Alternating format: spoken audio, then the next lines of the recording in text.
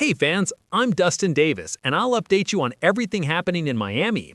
Miami's season has unraveled in ways no mid-season adjustment can repair. The Dolphins organization now stares at the possibility of replacing its general manager, head coach, and quarterback, the three pillars that define any franchise.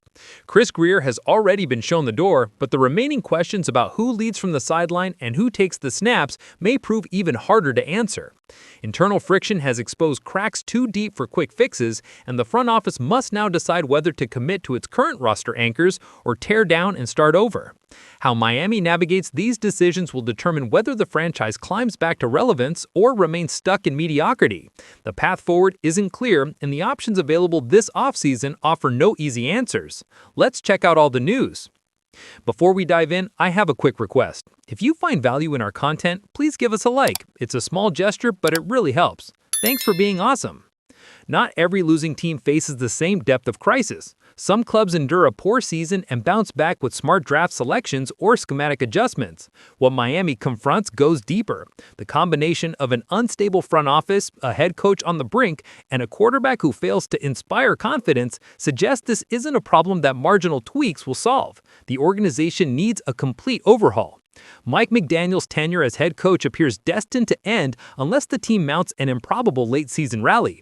All signs point toward his dismissal once the final whistle blows on Miami's 2025 campaign. Tua Tagovailoa's play throughout 2025 has deepened concerns about his capacity to guide Miami to a championship. Uneven execution, persistent injury issues, and leadership gaps have combined to cap the team's potential and shake faith in him as the franchise's future. An already shallow quarterback draft class just became even thinner.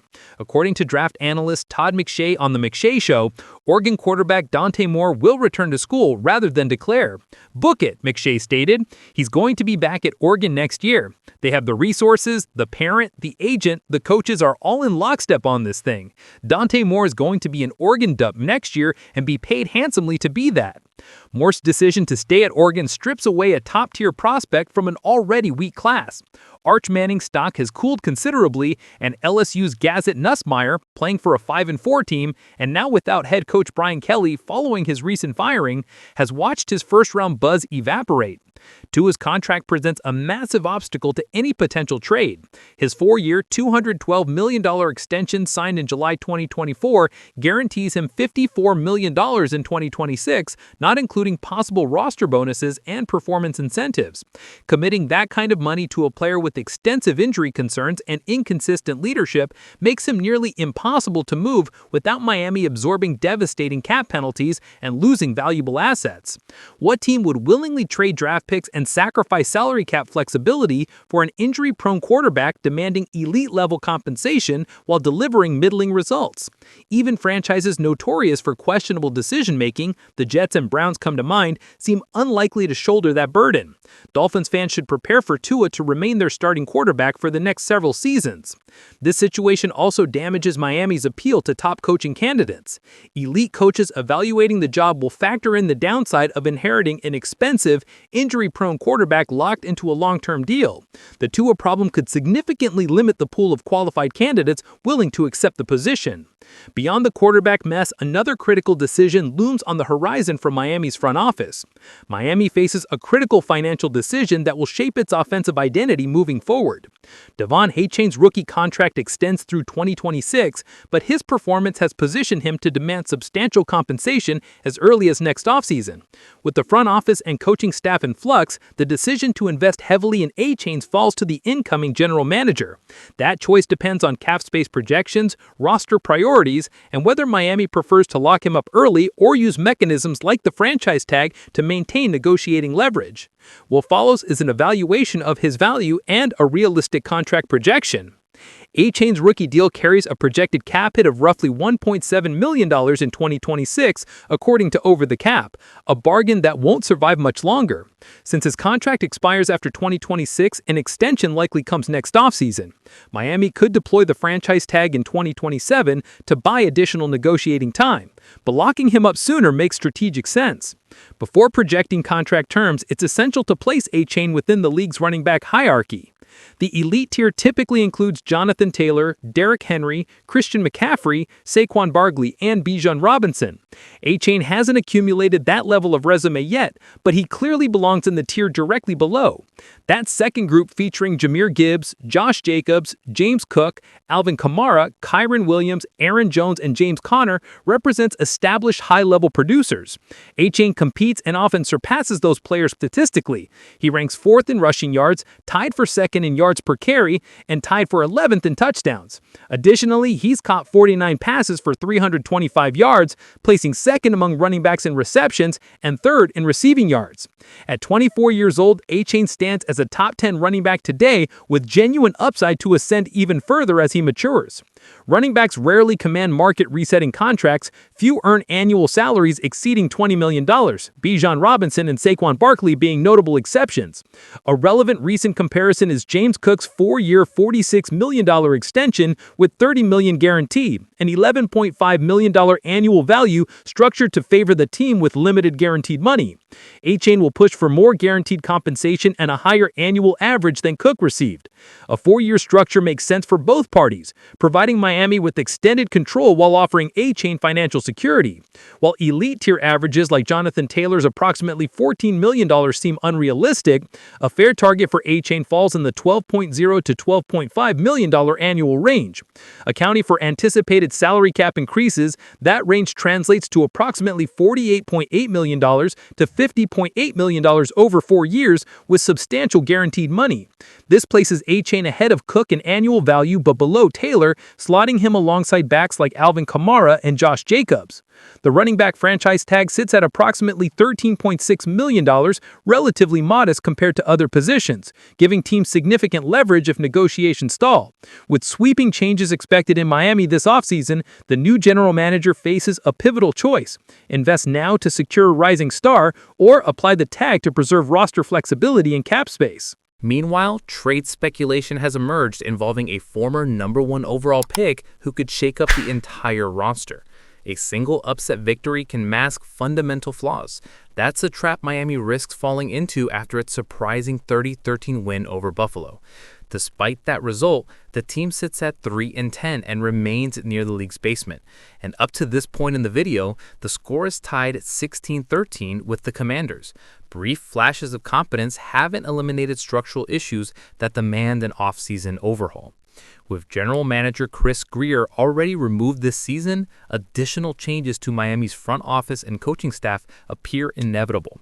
Central to any reconstruction effort is the quarterback question: whether to double down on Tua Tagovailoa or pursue a high-profile replacement. Through 10 games, the 27-year-old Tagovailoa has completed 199 of 292 passes for 1,952 yards, 17 touchdowns, and the league-worst 13 interceptions, statistics that highlight the inconsistency plaguing Miami. Given the team's 3-10 record and recent personnel upheaval, replacing the starting quarterback is a realistic option the organization must evaluate. ESPN's Dan Graziano recently floated Kyler Murray as a potential replacement if Miami chooses to part ways with Tagovailoa. Murray's status in Arizona has grown murky. Last week, Cardinals coach Jonathan Gannon announced veteran Jacoby Brissett would start Week 10's game against Seattle, despite previously indicating Murray remained the #1 option when healthy. One day later, Murray landed on injured reserve with a foot sprain that has sidelined them since Week 5. Murray is in year 2 of a 5-year, $230.5 million extension signed in July 2022, and Graziano cautioned that such a massive contract makes finding a trade partner extremely difficult. Many league sources doubt another franchise will willingly absorb that long-term salary commitment, raising the possibility Arizona releases Murray before the substantial 2027 payout activates next March, making him available as a free agent rather than through a traditional trade. I'd add Miami to that list if it gets to the end of the season and doesn't feel convinced Tua Tagovailoa is its long-term quarterback, which is certainly possible. Most people I talk to about the Murray situation doubt that the Cardinals will be able to trade that contract, which means he'd likely be released before that 2027 money triggers next March. Tagovailoa has dismissed outside speculation, stressing team cohesion following the Buffalo victory. I know there's a lot of talk outside about certain individuals, certain people, but I think more so with last week's game, I think it shows the togetherness of our team, and I don't think it's anyone playing for themselves. More so, it really is everyone playing for each other. When we play this game, we know what we sign up for, and we know this is a business as well. We want to play for each other. We're going to do everything we can. We don't prepare to go out there and think, hey, we want to do bad. We want to lose this game. No, we go out there with our hearts, with our minds for war. Like, that's what it is essentially. Arizona's Week 9 victory over Dallas, the team's third win of the season, came with Brissett starting at quarterback, not Murray. That result brightens the Arizona's immediate outlook, but creates a new complication as the trade deadline nears. If the offense functions more effectively with Brissett under center, it raises fundamental questions about Murray's future role and increases Arizona's willingness to move on if possible. The Dolphins occupy an unusual position after firing GM Chris Grier and trading Jalen Phillips to Philadelphia. The franchise's actions suggest a transactional mindset. Even if Miami broadly operates as a seller this season, the club should still pursue strategic acquisitions addressing fundamental weaknesses, with quarterback being the most urgent.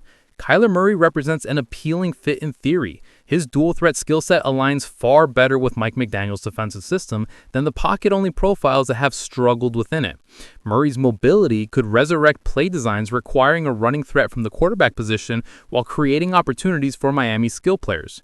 Throughout his career, Murray has accumulated 20,583 passing yards and 121 touchdowns, proving his elite playmaking ability when healthy.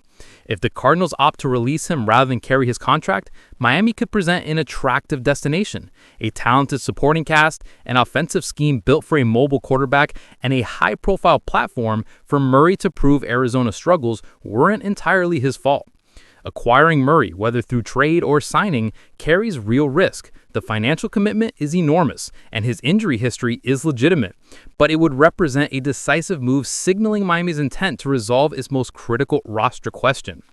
Would you support the Dolphins trading or signing Kyler Murray if he becomes available, or swapping one injury-prone, expensive quarterback for another, just repeating the same mistake? Does Murray's dual-threat ability make him a better fit for Mike McDaniel's offense than Tua, or are his injury concerns and massive contract too much risk to take on? Let us know in the comments. Is Kyler Murray the answer Miami needs, or should they look elsewhere for their franchise quarterback? Give us a thumbs up and subscribe. Join the community for exclusive daily content. We're here to keep you updated with everything going on in Miami. See you next time.